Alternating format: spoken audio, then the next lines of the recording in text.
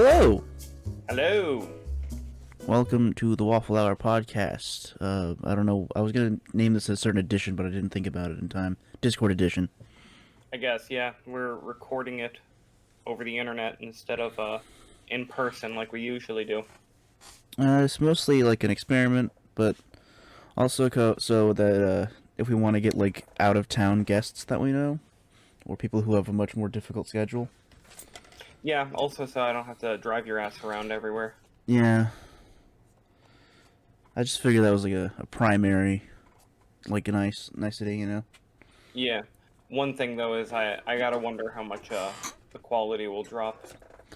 I mean, a little, which is why I don't think we should do it every week, but like, for you know, an attempt and just to get like certain guests. Like I really want to like get Alex on. Yeah. I think it's worth the drop. Oh yeah, definitely. On that note, actually, what did he say? He said he might be able to do it Thursday. Thursday? Well, I'm not free Thursday, so that's right out. Well, are you like? Is there a time when you are free? Because I'm also not free that day. In the morning. Yeah, that's what I was thinking. Because that's the same for me. And that depends on if I don't have to do anything else that morning, which I'm not gonna count on. Because Okay. usually I do have something to have to do. Okay, then I will let him know. All of that would have to be done before noon. Alright. So that's not an option today. Blast. Anywho. So anyway, Gare, Away from how are you? that stuff. I'm okay. I'm pretty tired. I'm not gonna lie. We woke up early to do this. Woke up early. It's 10 o'clock. Yeah. Like, you know, I'm gonna be working from 4 to 11, and even beyond that, I just haven't needed to. So waking up in the morning wasn't a thing. I've been up since 6. I envy that. Do you now? Yeah, the ability to wake up early. Oh my god. I miss doing that. What did you want to talk about today, Giger? Well, I could talk about the game I got, but I want to hear about, the Dark Crystal show. Yeah, I just finished that last night after we recorded the other podcast. Do you know about the Dark Crystal? Is this another one of those things where I should probably just explain the whole context? I mean, you probably should regardless, but I did watch the original movie when I was a kid, and I know about the show. Yeah, okay, so I haven't seen the movie in a long time. I was originally planning on watching the Dark Crystal movie again before starting the series, but much to my chagrin, they removed the movie from Netflix and just have the show on there, which is really frustrating. Yeah, they have that problem a lot, actually. Like, Netflix has a lot of animes that they did live-action versions, but they only have the live-action version for some reason. I don't know why anyone would want to watch a live-action anime. Yeah, I don't know either, and I don't understand why you wouldn't have both for comparison, but whatever. Anyway, so I wound up just going into the show and barely remembering many of the details of the movies. Like, I like knew the overall premise, but like I kept on forgetting a lot of the simpler stuff. I don't think it mattered going into the show. Like, you don't really need to know anything. It's a prequel, for one. Oh, okay. They re-explain a lot of the lore details. Other lore details just aren't important yet because they haven't actually even happened. Stuff like that. That's probably a really good way to do a series like this. Yeah. Weird. I'm not a big fan of prequel movies, but prequel TV series was a good idea. So, the Dark Crystal movie, I guess I'll do a little history on that. Jim Henson's Muppet Company. Yes. Did a couple of, like, weird movies back. I want to say this is an 80s film. I mean, they usually are, right? It looked 80s, but I'll double check. Well, like, okay, so this is a fantasy epic, I guess you'd call it. It is 80s. 1982. It is 80s. And Labyrinth is 80s too, right? Yeah, that one's definitely 80s. Yeah.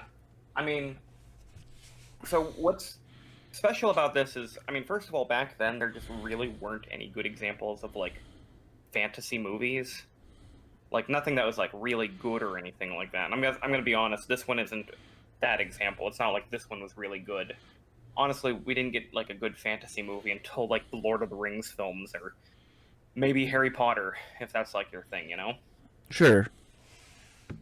There's always like weird 80s fantasies things like The Last Unicorn or Legend or Labyrinth, which is another Jim Henson one. But the Labyrinth. Dark Crystal is special because it is 100% Muppets. No humans at all. It is a very serious fantasy story about a last survivor of an extinct race called the Gelflings, trying to restore a piece of a magic crystal, to overthrow the rule of the evil Skeksis, which are another fantasy race. I And was. therein lies like the first weakness I think of this premise is that it's all just a little bit silly. Yeah, that's what I was thinking when you were explaining it. Like when I say Gelflings and Skeksis and other like in-universe terms, I just cringe a little bit. It's just like it's kind of too much, you know? I'm not saying that I'm not into it because you know I'm big old fantasy nerd. I'm totally into it, but I'm the big old fantasy nerd that likes to hide his nerdiness from the general public. Coward. Yeah, that's me. I'm a coward. I'll cop to that. I remember when I was a kid and I watched the movie. I didn't like it initially because of the faces. Yeah, I was gonna get into that. They're fucking terrifying. So, one of the biggest, I'm going to just say this. This is the biggest weakness of the movie and of the show. The main characters are of a race called the Gelflings, and they're like animalistic humanoids, kind of like elves with sort of like hairless dog faces, Yeah. and they're fucking horrifying.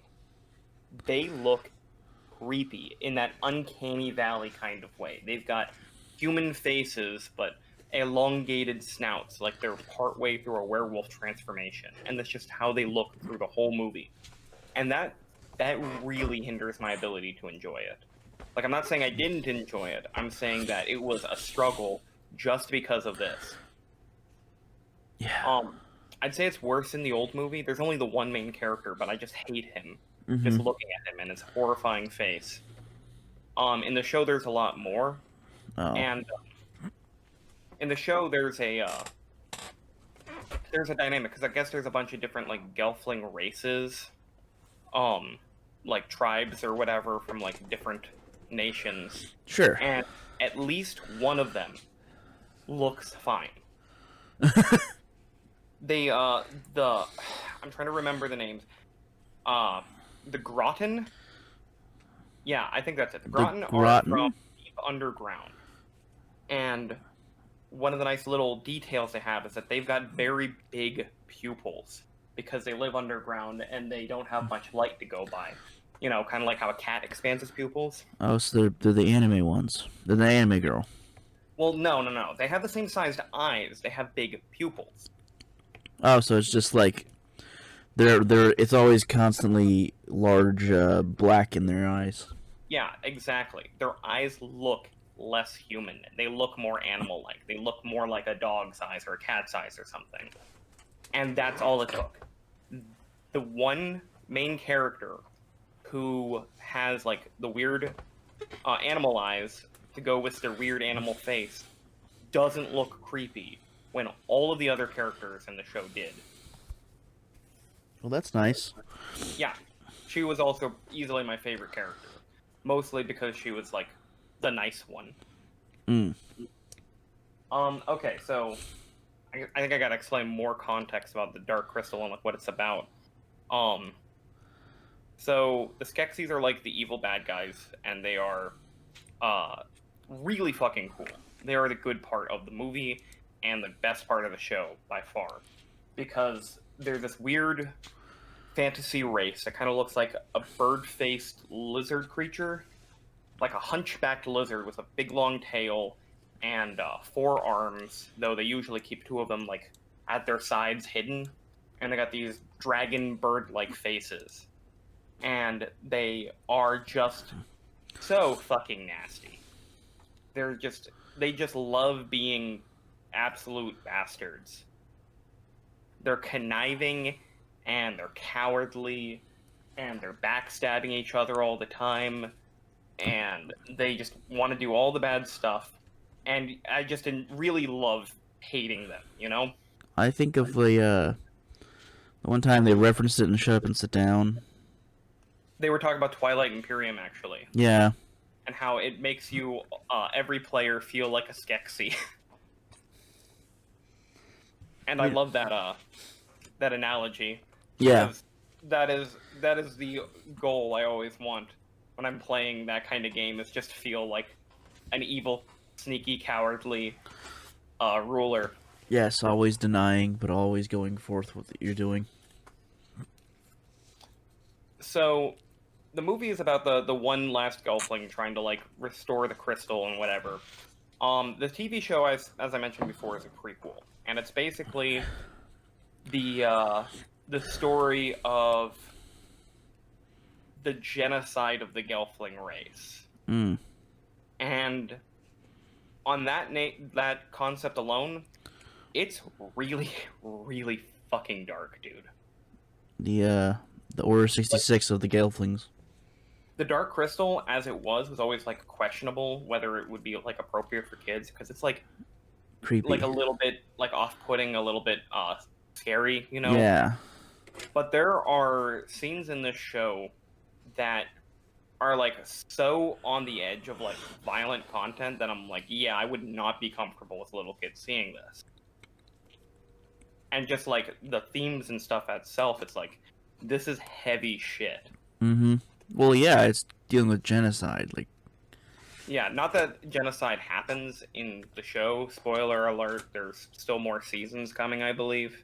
okay. It's like the beginning of the Gelfling rebellion when they realize that the Skeksis are evil. Because, okay, so the story of the universe is that the whole world is bound together by a magic crystal, blah, blah, blah. The person who's in charge of the crystal gave it as a gift to the Skeksis because the Skeksis were really cool at one time, and they gave her the ability to, like, astral project in space and explore the universe, and just this neat thing that distracts her, like, all the time. Oh, sure. And they're in charge of the crystal, and therefore they're the bosses of this world, and all the Geldling, like, are very loyal to them. But the truth is that they're very corrupt and nasty, and they are abusing the power of the crystal, and they're draining its energy, and they're trying to stay immortal, and they basically ruin it. And then when they can't get any more power out of the crystal, they find out that the crystal can be used to, like, draw the life force out of other creatures, which they can then use to, like, make a goop to drink, and that gives them even more power. So they start genociding the Gelflings in order to get their essence. Because, like I said, they're just real nasty. This is there's some parallels you can draw here to our Americans, and I don't like that. Okay, so I was wondering if I should dance around it, because I feel like I'm getting a little bit SJW-y on the podcast when I talk about certain things. And that's the other things. I've read stuff about this show, and nobody seems to bring this up. That it's so close to, like, energy. It's such an on-the-nose satire of, like, critique of, like, capitalism and American politics. Yeah. And shit like that. I'm like, I don't know how anyone could not notice this. This is like reading Animal Farm and thinking it's about, you know, farm animals taking over the farmstead. I mean, that's technically what it's about. It is technically what it's about, but if you didn't understand anything about communism, then, like, I don't know why you'd like the book. Yeah. And that's kind of like what's going on here, because like the Skeksis' big thing is they set all the Groton tribes against one another. There's a bunch of racism in the Grotons, and that's they kind of distract themselves, like thinking that each of them are better than the other ones, not realizing that all of them are basically slaves to the Skeksis without knowing it. I mean, I don't know, man. As you're explaining it, it seems pretty much obvious to me. Well, I am the one explaining it, and to me, I'm Yeah, just thinking this the entire time as I'm watching it, because that's just where my brain goes. that's a fair point. So I didn't mean to give that impression, but maybe it really is just that obvious, you know? I'd have to watch it. But I don't know is why other people aren't talking about it a bit more. I mean, there might just be that general feel of, don't really want to talk about politics and stuff, which is understandable in my opinion. So if you do start watching, I'm gonna warn you that, like, I think there's 10 episodes, and the first 5 are slow. Oh, The okay. first 3 in particular. Like, they seem to drag on forever. I didn't realize that I was, like, considering the first half of the series, like, the story, Yeah. was only in, like, the first 2 episodes, because it seemed to just drag on forever. They introduced 3 main Gelfling characters, who I cannot remember the names of, because they're weird names, and they have Muppet voices. Well, of course they do. I know, I do remember 2 of the 3. I can't remember the third. The first one is one of the Skeksis castle guards. They have got, like, Gelfling guards that escort them and do stuff. He's, like, the captain's son, and his name is Rianne, Okay. and his girlfriend winds up getting kidnapped by the Skeksis, and he is the first person to witness their new plot to start killing Gelflings and harvesting their essence. Oh my god. And he is turned into, like, the Skeksis just make up a lie about how he's the one who murdered her, and that he's got, like, a sickness that is contagious and causes madness, and he shouldn't be believed. And of course, all the other Gelfling believe this because, They're dumb. of course, they do. Then the second character is, like, a princess of, like, the High Gelfling clan. I don't know what you'd call them. Like, every single Gelfling clan has, like, a matriarchal, like, queen figure called a Madra. Oh, and she's like in the upper echelon. Yeah, and this one is the Madra of this clan is the High Madra of all the clans. Right. Okay. And she is the youngest of 3 daughters, and she's really, really into, like, research and reading and learning all this stuff. And she kind of, like, figures out that the Skeksis might not be great when they're doing, like, the annual or monthly taxing thing or whatever they do it. Like, the Skeksis come into town, and all the different Gelfling families are expected to give them a tribute. Okay? I apologize. And, like, there's this one family who they don't have much to give because there was a bad harvest. Yeah. So the Gelflings want the wife's necklace or something like that, who it would, like, belong to her mother, and it's got a huge amount of sentimental value, and, like, they are forced to give it over because of the Skeksis' influence, and nobody sees that this is, like, a wrong thing except for, like, this princess character.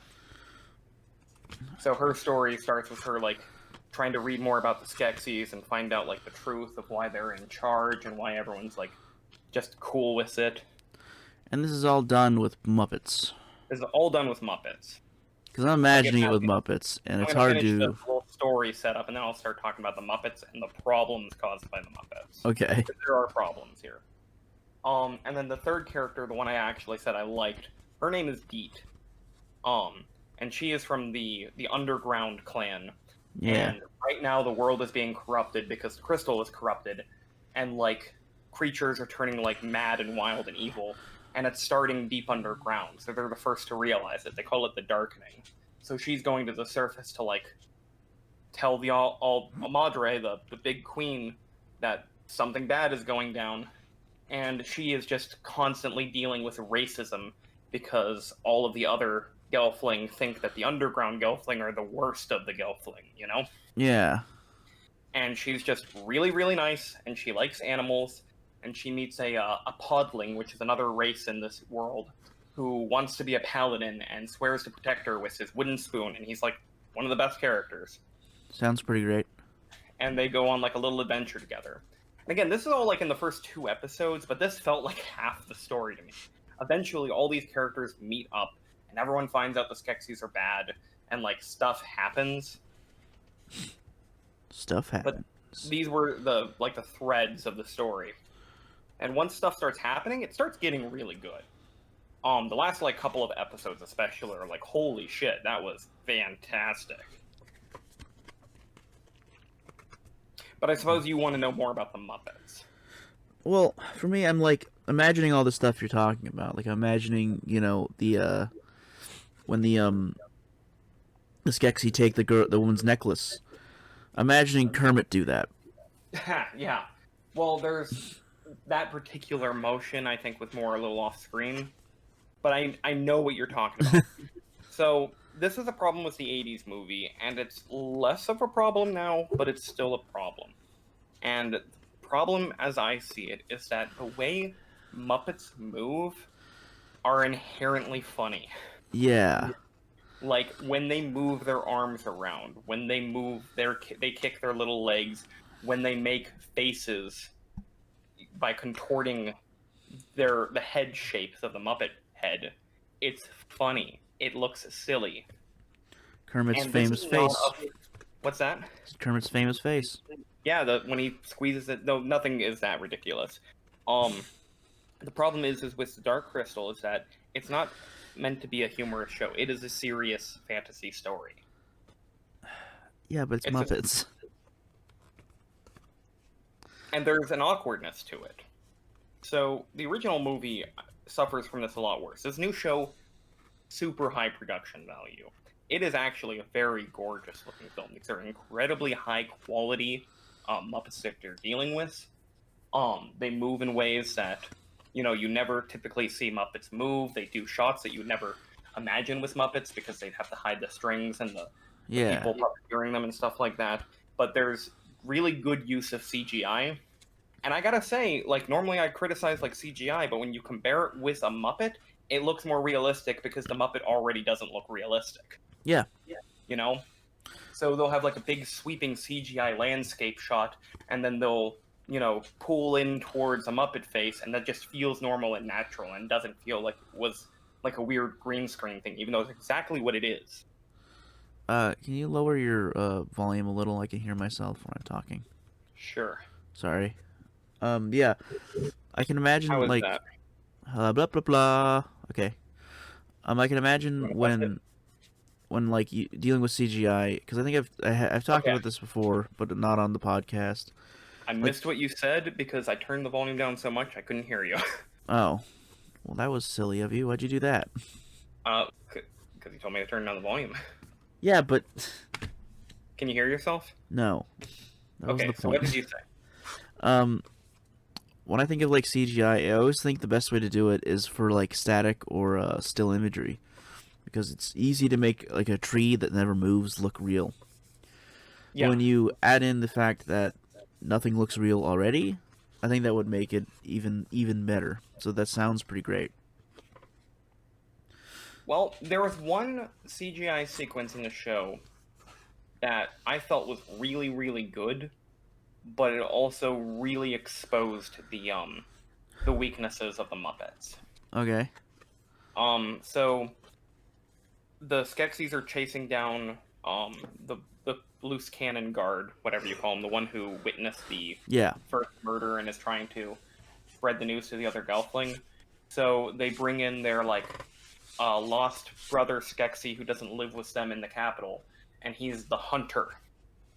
And he's all about the hunt, and he is the most edgelordy of the Skeksis. That's pretty impressive. That's quite a feat. Yeah, it was actually pretty cool, but he was undeniably a big ol' edgelord.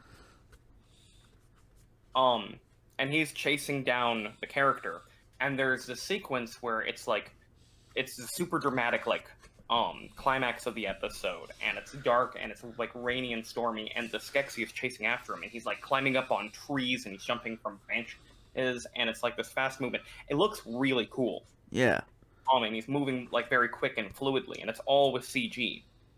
And it looks good in CG because, like I said, it was like dark and rainy. It's kind of like the old Jurassic Park tricks they would do. Why that CG still looks like really good today. Yeah, like when they had the T-Rex. But then you contrast like the way he's moving in these shots to the way they move normally, and normally they're kind of stiff and stilted and awkward because that's how Muppets move. And you can there's that huge disconnect. And they like never do like a big CGI movement sequence like that again. Like they have like actions fights with like sword fights and stuff, and they're still done with the Muppets. Like they're not terrible. They're not as bad as I'm sure you're imagining Muppet sword fighting would be. I would hope. But like there are times where I'm like, man, I kind of wish they would just drop the Muppets here and use CGI. And I don't think I've ever thought that before. Like, I'm one of the people that I'm like, fuck CGI Yoda. Make him a Muppet again. Yeah. Muppets are just better. They just look better. And I'm like, Muppets are man, cool. there's some downsides to Muppets I wasn't anticipating here. Well, I would argue that has more to do with the fact that everything's Muppets. Yeah. So you're comparing it to you only ever see Muppets. Muppets are how you view the world, and all of a sudden they're moving like a person would. And that doesn't make any sense. A big action sequence, like a sword fight, like if it was a human fighting a Muppet, it's gonna look bad. If it's a Muppet fighting a Muppet, it's gonna look bad because that's what Muppets do. They look bad. Yeah. Well, I mean, they don't look bad. They honestly look really impressive and lifelike and all that stuff. But the way they move is Muppety. And when it's something like the Sesame Street or the Muppet Show, yeah, this is all very humorous.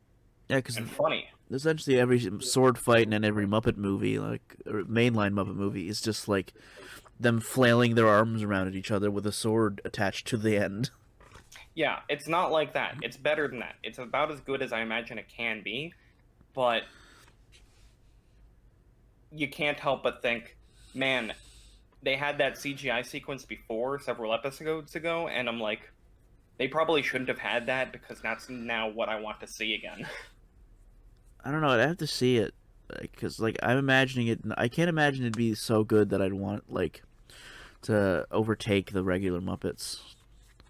I mean, I'm not saying I want it to overtake it. I just want particular scenes that are expected to be high action scenes. Mm-hmm. For them to use that a bit more because they really, really try not to use the CGI for stuff like that. They try to keep it about the Muppets. Like I said, they do have really high quality Muppets to work with. Mm. And someone's gonna make a drinking game out of this episode. Every time we say Muppet? Yeah, every time. Muppet. Otherwise, you will die. Yeah, don't do it. I just killed you if you did. What else did I want to point out about the Muppet thing? I just lost my train of thought. We've been on the Muppets for a while. Is there anything else? Well, no, specifically about the Dark Crystal and stuff. Oh, okay. Oh, the CG thing. The Skeksis. They did this really, really cool thing that I liked. Okay. So the Skeksis are very high quality puppets. They're bigger than the Gelfling are. Mm-hmm. Way bigger. They're about person-sized Muppets. I think part of it is done by people in costumes, under robes, which is why they have their hunchback figures. Yes. And the way they move their faces and eyes and stuff is really cool. But they do one little trick. They have CGI tongues. Oh, that's actually really clever. And their tongues will kind of waggle in their mouths sometimes when their mouths are wide open and you can see it. It looks really good. Super gross. I love you it. say, really, really creepy. You see this guy is shambling about, and all of a sudden his tongue is moving like a tongue would move, and you're like, oh my god. No. The other things I really enjoyed in this show, there were some really cool fantasy ideas that I love. I want to pilfer for my Dungeons and Dragons stuff. Yeah, the Dungeons and Dragons stuff we'll never play. Yeah, basically. So there was this one it was a creature called a lock snake that the scientist used to lock up the essence, and it was like this gold, like kind of like a Chinese dragon, but a little one that was just like wrapped around his arm, and it like wraps itself around the cabinet handles, and then like solidifies in the gold. Cool little concept there. Oh, it's like what they call it, like handcuffs, but it's a snake. Yeah, I mean it's like a snake that coils itself around a thing and then turns into like a solid. Yeah, Or I don't know if it turns into solid or if it like camouflages itself so it looks like solid. Because when someone tried to open the cabinet, it, like snapped a life and started snapping at them. mm-hmm. Oh. That was a little thing. A bigger thing was they have this like race of like spiders. And they have like this hive mind collective thing, and when they communicate, the spiders all like form into like a giant face that speaks with like all of their voices at once. That's CGI, I assume. I believe it was. I believe. Yeah, I mean, it was probably a combination of both, as it usually is. But it looked really cool, like really cool. That was like that. This gets my imagination flowing kind of scene. I'm looking at some of it on YouTube. I think I don't know if I'd call it a strength or a turnoff. Like just the fact that the show takes itself so seriously when nothing else really does like this. It's very earnest. It's like there's no like wink wink nudge nudge at the camera jokes. There's no tongue in cheek to it at all. It's like, no, this is a fantasy story. These are stock fantasy characters. Looking at it on YouTube and stuff, I think that would be my biggest problem, because I kind of hate that. Yeah, parts of it kind of make it boring, but on the other hand, I kind of appreciate it because I am a little bit like sick of I want to call it like the Marvel movie syndrome. Yeah. Because we need kind of like everything's got to be like clever and quippy and stuff like that, and nothing about the show is. It's like I said, it's very earnest. But like the main characters are a little boring, and it's hard for me to care about them. I care about their plight because maybe it's that political thing in it that I'm talking about. That I'm like, yeah, they're the lower class. They need to rise up against the bourgeoisie. And the Skeksis are wonderful. I love them. They've got so much personality and they're so nasty. Oh, I didn't mention the voice acting. So the best of the Skeksis is the the Chamberlain. I always forget his title. A Chamberlain is like basically what a Hand of the King is in Game of Thrones. They're like the king's number 2. Oh yeah. I don't know why they don't just call it Chamberlain in Game of Thrones. I guess they came up with a cool term and they just had to use it. But he's voiced by oh shoot. Oh, did you already forget? The Shaun of the Dead guy. Shaun of the Dead guy? Sean Penn? Not Sean Penn. Sean, Penn. No, Simon Pegg. Simon Pegg, thank you. And he mimics the voice of the character in the movie, because it's like all the same Skeksis from the movie are in the show, with a few extra, because they're not dead yet by now, I guess. Woo! And his impression is like spot on. That's pretty great. His character's a little annoying because he makes all these like weird noises and stuff, and he's got this very high-pitched voice. Like he's amongst the rest of the Skeksis, he's like the most annoying one, but he's also like the most interesting one because he's especially conniving. He's like the only Skeksis with like a lot of common sense, and he's always like sneaking around and backstabbing the others in like really interesting ways. Oh. Meanwhile, the scientist Skeksis is voiced by Mark Hamill, who is just good. really good at doing those like nasty, scary voices. It's so weird when you think about like Luke being that good at Joker voices, you know? Yeah, I mean that's the thing. I feel like if you look at his filmography of voice acting, like he's got a hugely impressive repertoire. There's actually so many things that are people like, oh wait, that's Mark Hamill? Oh yeah, That's he's Mark in a Hamill? lot of shit, dude. Yeah, it's not just the Joker, but I mean the Joker is the most famous, and because it's so good. You can also see the Joker in a lot of other things, actually. Yeah. Actually, on that note, we were talking last week about briefly about the Flash show. Yeah, he was in that. I know that. Yeah, he was in that. He played a character called the Trickster, and it was just the Joker, but it was like an older dude, so he could be it. Yeah, I thought that that's was a really interesting nod. that's funny, especially considering that the Flash is in Batman's universe. Yeah, but like, well, he couldn't be the Joker, you know. No, Not what like it just wouldn't work, which is upsetting, but like it's life. still, um, what else was I gonna, um, for voice actors? One of the characters I remember being notable because she was voiced by is her name Lena Headey? Lena I'm Headey, probably what's that? isn't she the musician? No, I've got it wrong. The actor who plays um What the fuck? shoot in Game of Thrones the Lannister, Oh, Cersei Lannister. Cersei. Yeah, It's definitely not Lena Headey. it's Lena. No, it is. It's Lena Headey. Lena Headey. Okay, I was thinking it was a different human being. I'm still probably pronouncing it wrong, but she actually plays like a good character in this one. I wouldn't say that like her performance was very notable, but it's neat that they do have like. I'm pretty sure there's like other Game of Thrones actors I like mean, doing voices behind the scenes that you would not realize until you like go through the credits and it's like, wait, they're in this? let's go look. I'm gonna see if Kit Harington's in there. I doubt it. I don't know, man. He's in everything. I was watching it with my brother Sam, as I've been watching most of these shows lately with, and he was the one who was pointing out all of the different character voice actors. Hmm. I don't remember him saying Kit Harington. Well, it doesn't look like he's in it. This is upsetting. Kit Harington has been in a lot of stuff, and I wanted to see. Oh yeah? Yeah. I never felt like, because I mean, Game of Thrones had a stacked cast of like stellar actors, and I never felt like Kit Harington really stood out amongst them. Well, he only stood out because he was kind of the favorite. Like a favorite character, but not like a favorite performance. No, but you kind of after like 8 seasons, you're gonna kind of relate the two. It's just how people think, man.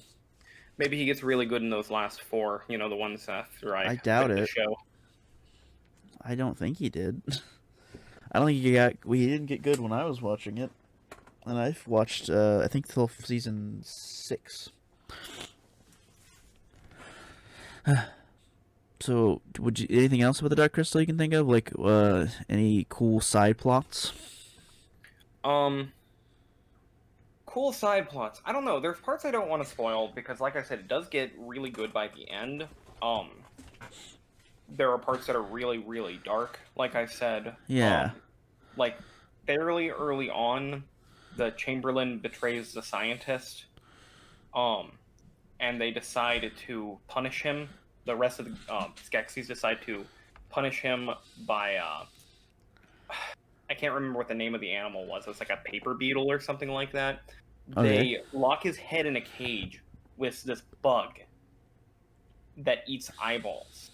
Oh.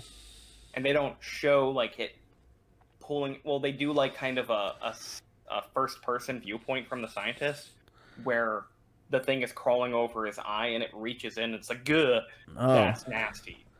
That is actually horrifying. That was the early on thing. Then there was a scene towards the end that was like, it's an off-camera murder, but like blood is flying and shit, and it's like, Jesus Christ, the show.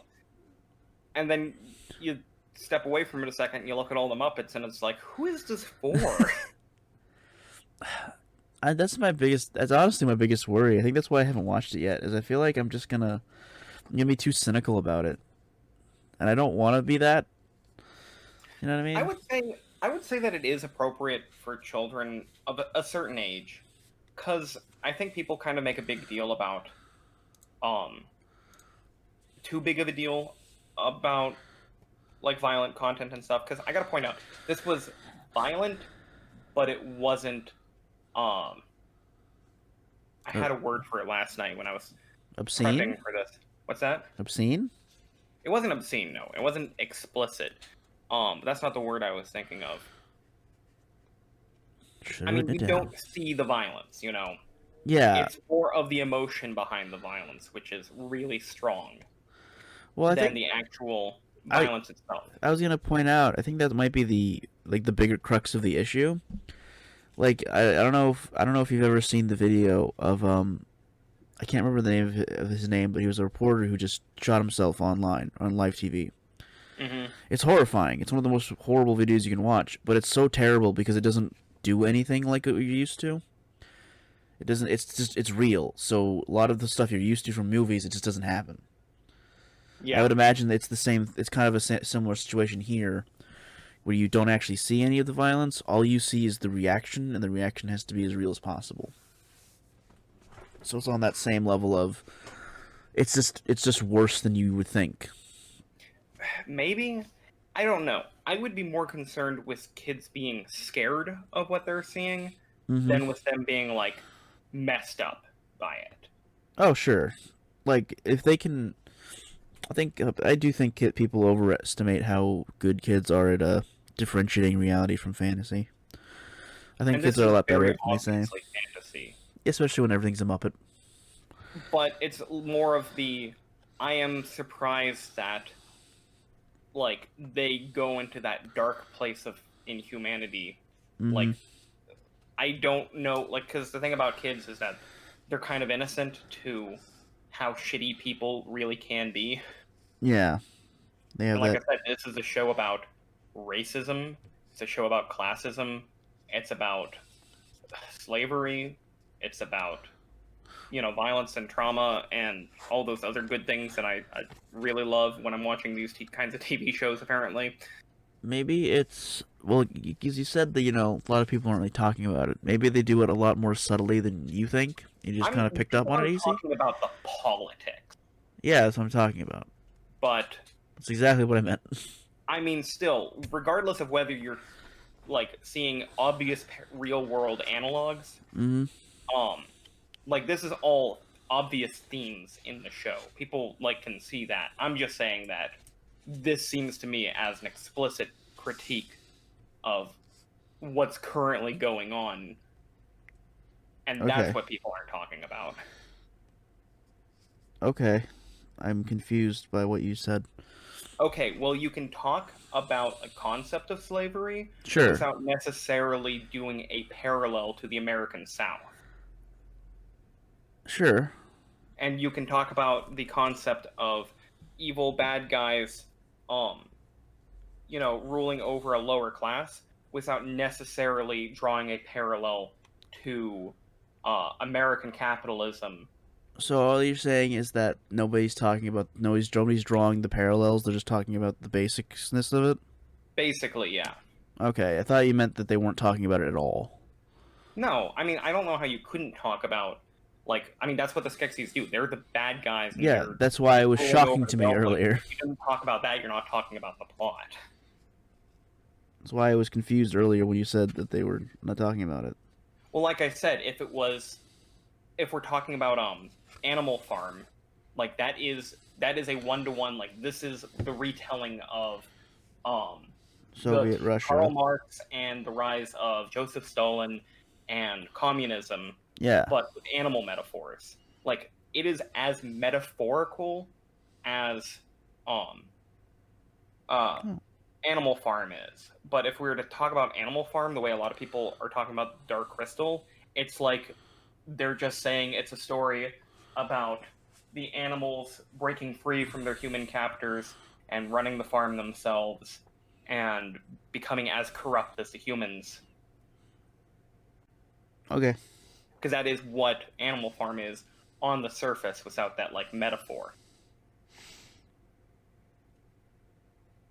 Okie dokie. I forgot that the makes point. any I forgot sense. the point I was trying to make. Sorry. I don't think it's your fault. I think I could have probably made it if I just didn't if I had engaged with my point instead of with you. No offense. I'm not trying to be rude, but obviously I'd rather engage with you. So it's all good. I just wanted to get that, like, message across. I think it's enjoyable if you don't see it in terms of class politics like I did. Well, what do you think if you do? Because, like, I'm now tainted. I can't not see it. I mean, I don't think you would have been able to see it. I'm talking about like if children were watching it again. Oh, okay. Like the children, this is just a fantasy story. I still feel tainted, Ben. Tainted Yeah. by all those class politics. You've done it. You're gonna get corrupted by big socialism. Sorry, the idea of big socialism just made me laugh. Okay. What? What is there anything else about the show that you can think of? I'm trying to think about more questions I can ask, but I can't think of anything. Well, is there anything that needs clarified? That's usually how I do it when I'm asking you questions. Like, what do you think wouldn't have been obvious to whoever's listening? Well, that would have been a lot easier before we went to a very long tangent. Yeah, that's the problem. Well, That's our entire podcast in a nutshell. Wondering, I don't know what else. This is something that like I would recommend it, especially like because Dark Crystal was never like a high-rated movie, but it always had like a strong cult following, you know. Yeah. And there was an obvious reason for that, despite its problems, i.e., the terrifying Gelfling and like the weird Muppetry. It is a cool fantasy story, a very earnest and sincere one in Sure. a silly little universe. But that really did like attach, like a lot of people did latch on to that, you know. Mm-hmm. And I think if they haven't already seen Dark Crystal: Age of Resistance, they need to, because the show is gorgeous. Production value is so good. Yeah. And, like the political stuff, whether you want to recognize real world parallels in it or not, it's what makes the story like really interesting. Yeah, I was gonna say it is the backstabbing nature of the Skeksis and the bootlicking nature of the Gelflings. Like I didn't mention the one plot point. The oldest sister of the princess one, the one that was doing all the research. Yeah. She is just like such a blind like Skeksi apologist that it's infuriating. Like she witnesses a Skeksi fucking murdering a Gelfling, and she's still making up excuses, and it's like, what the fuck, lady? Like, yeah. And It sounds one of those things where I can't help but see the real world parallels, obviously, which is why I understand it. I feel like if I was a kid and I was more innocent to that stuff, I'd be like, why is she so stupid? it's like the way you're describing it, and it might just be how you're describing it, because you know you're you. It sounds a lot like what makes the show good is the parallels you can make with this, like with the Skeksis and the Gelflings, with just humanity, because it's just so clear the way you're explaining it. But that might just be you. Yeah. More... Yeah, it is a problem with me. It didn't help that the person I was watching it with, and he didn't bring it to my attention or anything like that, but he saw it too. Yeah. And it was like, yeah, and as soon as I brought it up, it's like, yeah, I'm 100% certain that is what they were going for the whole time. And he's the one who pointed out, it's like, I've been reading about the show, and no one's bringing this up, and I think it's weird. Yes, and also it's all Muppets. I think the only people that are really getting into it are like fans of the Dark Crystal already, who just want like a fantasy story. Are there really that many? No, it's a cult following, but they intensely love this universe. Like you can find like compendiums of like online lore about the planet of Thra and its races and its history and its politics and stuff. Like this is a deep rabbit hole, and you would never think that looking at the surface. No, I would never think that ever. It's there, you know. Besides the movie and the TV show, there has been like some novels and comic books and stuff that are canon. I know they made a video game tie-in to the show, which I don't believe was very well reviewed. I did hear about that. Like a tactics game. Oh, I thought it was a what's it called? A Diablo style game. Oh, is it? Let me I thought double it was supposed to check. be more like Final Fantasy Tactics or something. Total game. I thought I could be wrong. I only remember seeing a couple of. I did not play it. It says Um, tactics, so you're probably right. it's not something that interested me, and again, I heard it wasn't that great, No, so I'm yeah, probably not going to look into it. you were right. I don't know what the hell I was thinking.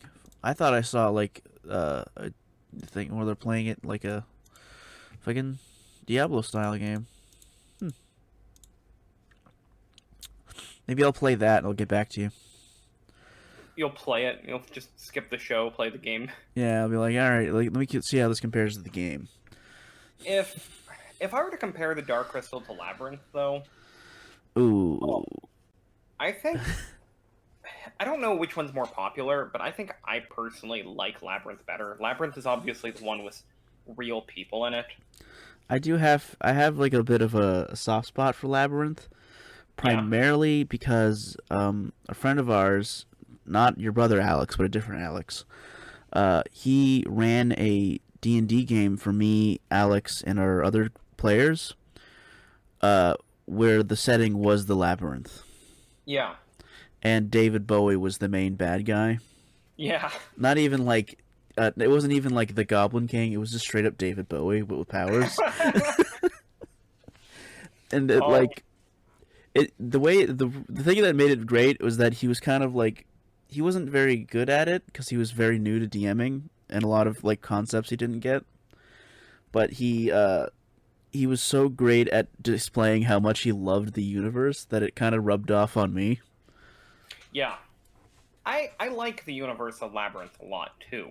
I don't think I adore it as much as that person. Yeah, probably not. Like the thing about Labyrinth versus Dark Crystal is that like I said, there's humans in it for one, but it's also just sillier. It's a silly universe. Mhm. Like it's trying to be funny a lot more than the Dark Crystal ever is trying to be. The Dark Crystal is like if you took Lord of the Rings style like world building and stories and characters and stuff, but you removed all the humans out of it and all the human like races, so no elves or dwarves, and you replaced them with like these lizard bird muppets and these like dog faced hobbit like animal hobbits. I'm sorry. I just imagined Lord of the Rings but Muppeted. It was so have funny. you ever done that thing where you just take different like movies or TV shows or stuff and you just recast the characters with Muppets? No, I have not. I can't It's say fun. that I have. It's a fun thing to do. I don't know if I want to. Okay, so obviously Kermit would have to be like Aragorn, right? Obviously. Obviously. Who's Fozzie Bear? Fozzie Bear. I think Fozzie Bear would be Gimli. He'd be Gimli? Yeah. This might be out there, but I was thinking he'd be Gandalf. Ooh. It's one of those two. You're not wrong. No, That'd be the funniest thing. I think what's his face? The leader of the band should be Gandalf. I think that makes the most sense in my head. Teeth? Yeah, Mr. Teeth. I don't know about that. That's what that or the bird, the giant bird man. Big Bird? No. What? No, the eagle. You said giant bird man. Well, there's an eagle man that's in the Muppet universe. I can't remember his name, but he works at the post office. Oh, Sam Eagle. Sam Eagle, yeah. Okay, well, Sam's thing is that he's like super patriotic American. That's Yeah. like his gimmick. Well, Gandalf would be super patriotic Middle Earth, you know? I guess. I don't know about that. I also think that what's his face? Jesus Christ, I'm blanking on the names of Lord of the Rings characters and I feel like an idiot. Elijah Wood's character.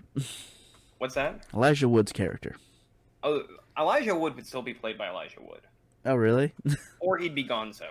I was thinking that Elijah Wood and Samwise would be played by the Shrimp and the Shrimp's friend, who's I forget.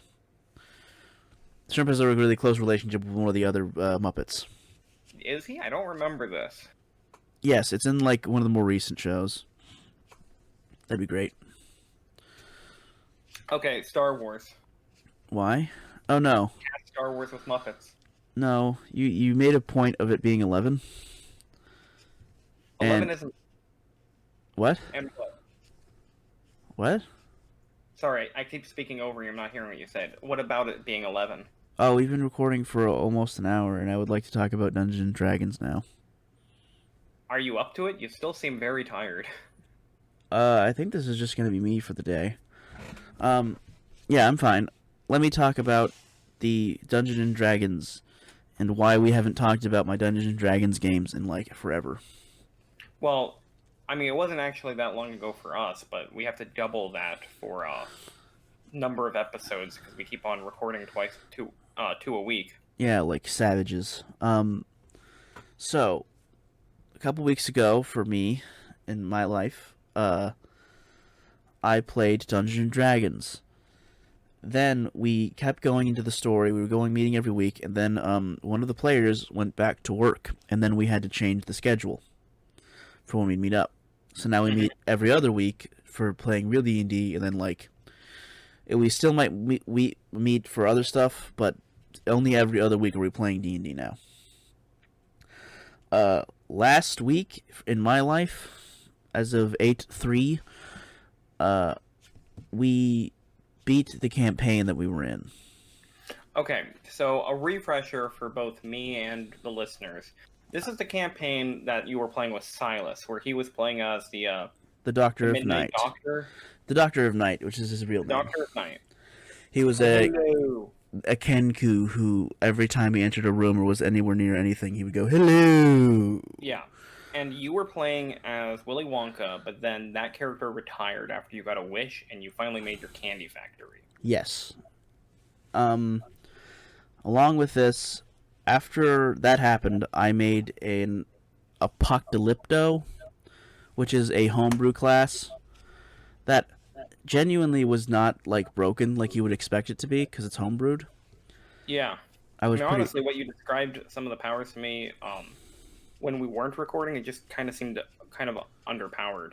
Genuinely, like the Death's ability, his primary ability is that he's immune to fear, and he can cause fear. I see that ability used in D&D a lot, and I'm never impressed. Yeah, it's just not great. Fear is very rarely that good.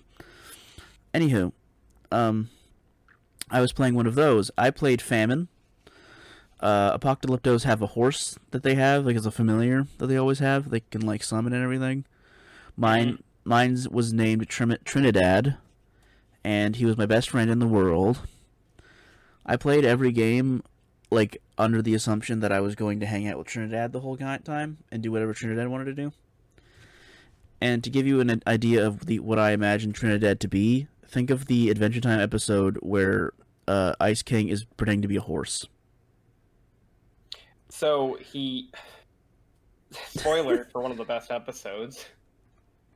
I mean, it's an older show now. It's been a few years. It's still one of the funniest fucking episodes. So what you're saying is that your horse just stands on a hill and looking at people really creepy.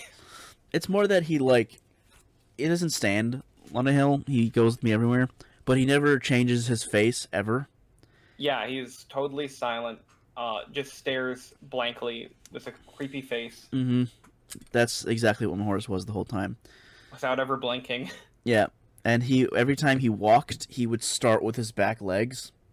So when it just wouldn't look right, it would just look slightly off. So he'd be walking, and it wouldn't make any sense that how he was going forward. He wasn't propelling himself in any logical way.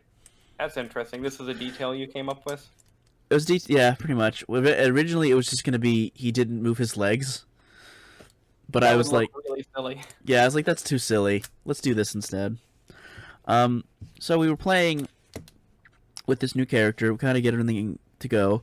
Silas kind of took over as the main character, which it kind of worked just because he was the one who was the only one who had any reason in character to go for the main story. Yeah. But normally I wouldn't be happy with that. But it's neither here nor there. I think it worked when he did it. Yeah, plus I just want Silas to be happy. I also want Silas to be happy. I want everyone to be happy that I like. People I don't like can go fuck themselves. We were going through the outside city, which is where we were, the slums. We need to get into the inner city. So we get into the inner city, and we try to figure out what the fuck's going down. We go into the regular archives room. We meet this nice old lady. She's cool.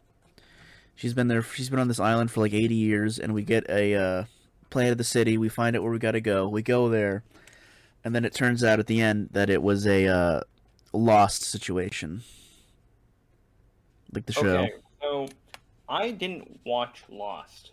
Oh, that's unfortunate for you. Is it? It seems like I was the one who lucked out with the way some people act.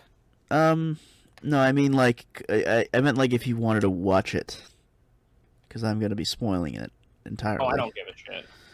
Well, maybe you come up with a better analogy. I guess it's too late for our listeners. Yeah. Listeners, did you want to watch Lost? Well, the thing is, it's like it's the only analogy I can think of. It's the one that's like most prevalent in my head, I guess. I know there's other things that do this, but and apologies, but I'm about to spoil the show Lost, so like skip ahead a little bit if you don't want to hear that. We don't timestamp anything. I don't expect our listeners to be able to skip to different things, pick out what they want to listen to. I don't know what you want from me. I'm trying so hard. Just get through it, dude. Okay. Lost, the way that Lost ends is that the whole cast and crew are stranded on an island. In the end, it turns out they just died the whole time. They've been dead this entire time. Okay. They've been going through purgatory to get to heaven. That was the whole thing. That's kind of what happened here, but it was more like we died, and then instead of going to heaven, we kind of like went left. We ended up on this island. And the best part, though, was the ending of what we needed to do. So the whole time in this game, there's been a lighthouse that has been like lighting, fine, just on the island. And there's a guy in the lighthouse. He's a dude, and he's sitting there, and he's like, you gotta do stuff. If you want to kill me, you can, but I can't really do anything to let you out. So Silas, his character, goes and kills him, just straight up murders him. Okay. Yep. He gets to ask like 3 or 4 questions to God, which means the DM took him away, and he got to ask him like intense questions. And then Silas was being kind of annoying. Well, not Silas. I should say Doctor of Night was being a dick, and he was like, if you wanna get information on how to leave the island, you gotta have to make a deal with me. And it's like I couldn't do it. Because, like, my character makes no sense. No one else could really do it except one person. So I was like, fuck it. And I killed him myself. Okay. I just killed Silas. I got to ask all the questions. I did not find out. Silas knew what we needed to do to get off the island. I didn't. I never got to find that out. I asked a bunch of questions. None of them were really relevant. I couldn't think of anything to ask. I was kind of frustrated. And at the end, when I got back to the table after asking the DM, I just threw myself off the lighthouse, and that apparently was all what we needed to do, and I did it out of frustration. Alright, so this turned very dark and tragic. It was very funny at the time. So wait, what was Silas's deal? He wanted to make a deal with me, with everyone, so that if we like wanted to get off the island, we would have to like sign our soul to a specific demon, which he couldn't actually do. But an important detail I forgot to mention, because it happened in a non-role-playing session, is that he got married to a green Abishaw. I'm so lost right now. We do this thing where we go into tournaments and to get magic items. That's it. That's essentially what we do. Silas at one point charmed the green Abishaw, banged it in the tournament, and then he married it. Okay. This has all gotten so far away from me. I'm sorry.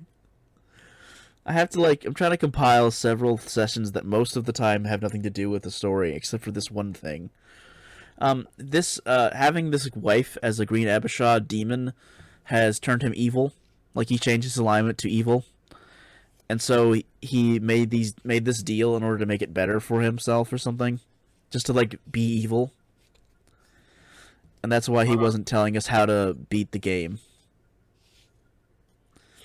That's just annoying. Yeah, he actually regretted it, like how he played it at the end. The entire thing sounds really annoying. And you guys never really wanted to leave the island that bad anyway, right? I mean, that was like the point, but no. I mean, one other detail I genuinely forgot about until this point is that there was fog surrounding the island, or at least there was, and it started moving closer. So it became obvious that we needed to leave. Ah. Yeah. Mysterious evil fog. But, I mean, it worked out. It was a pretty good ending. The only thing is that one of the players, specifically the player whose schedule changed and he couldn't be here every week, he was not there when we did this because he was at working, and he didn't get to finish it with us, and he was pretty upset. Which, in my opinion, is totally fair of him. Yeah, I agree. Like, I went, like, the only thing is the session where we did all this is the session that I was told we were going to play board games. Yeah, I remember. You invited me and I had to cancel. Yeah, I did that, and then you had to cancel, and then I invited you the next day. We were going to play board games both days, but you were busy the first day, so I invited you for the next day.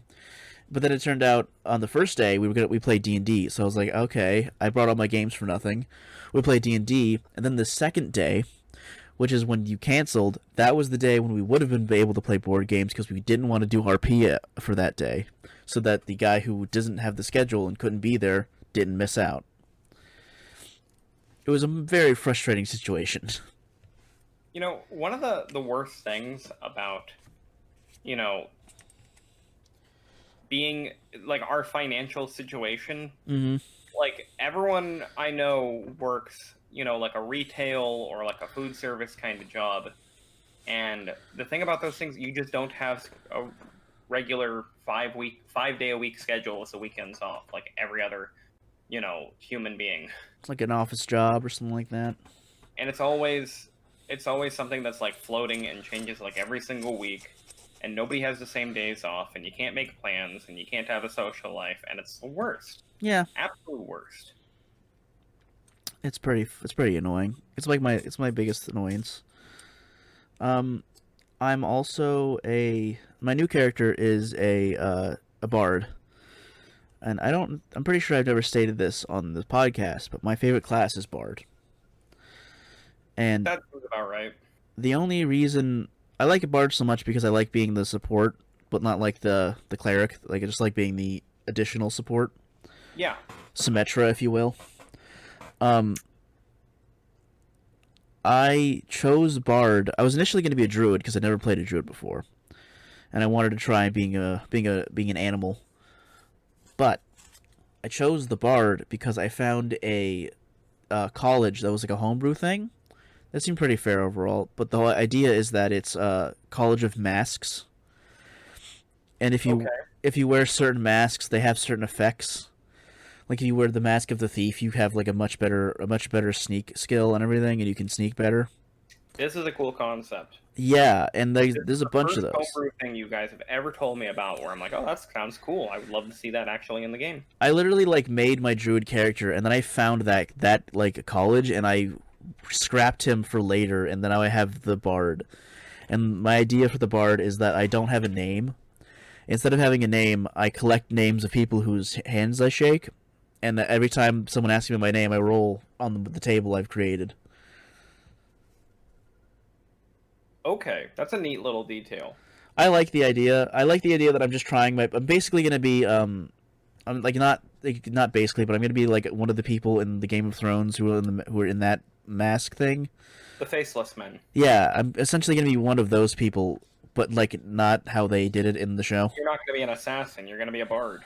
Yeah, I'm just gonna be like, it'll be fun. I'm gonna try to hide my real identity, which I have to come up with still, but it's gonna be cool. You know what's a shame here is that you're making a list of other people's names to use, but you're the only player I know who's actually been able to come up with good names consistently. Yeah, it is a curse. But also, to be fair, characters is hard, dude. A lot of the times it's just like silliness, you know?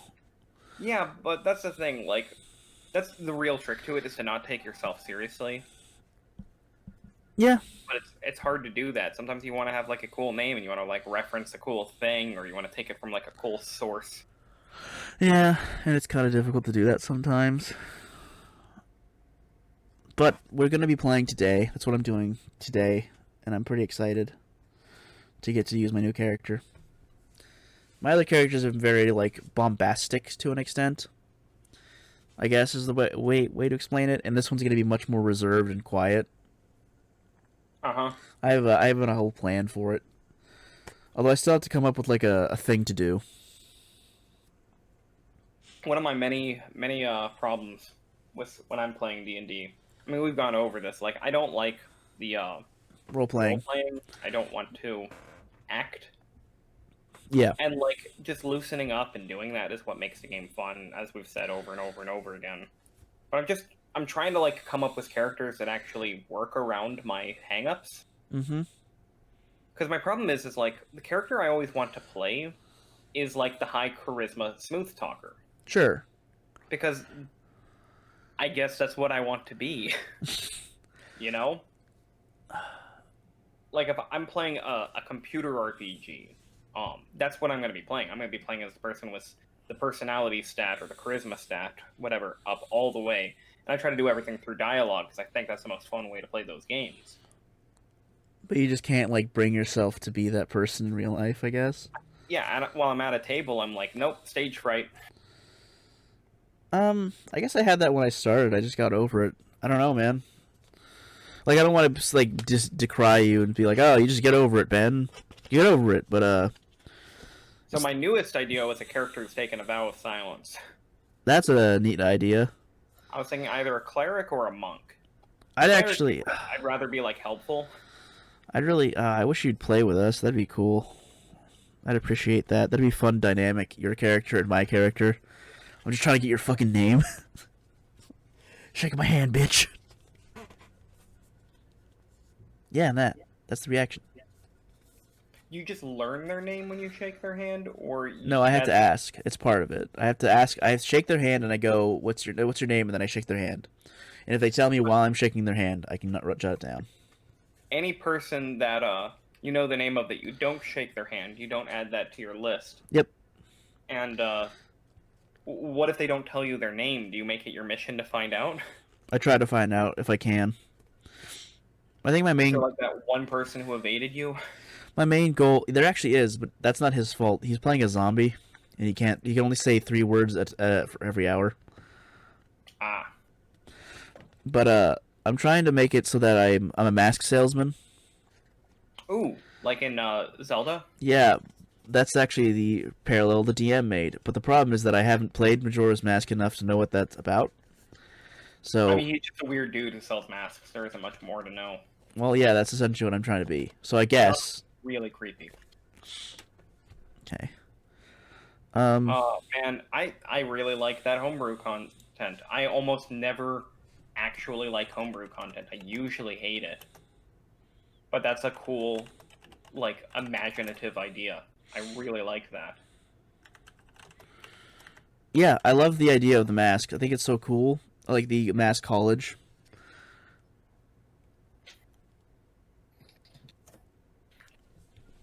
But this week I'm not sure what we're gonna do this week. Like, well, your session will be today. You'll have to tell me about it later. Maybe we can do that on the next podcast. We can try to do your D&D recaps a little bit more often, because I'm interested in hearing them about it.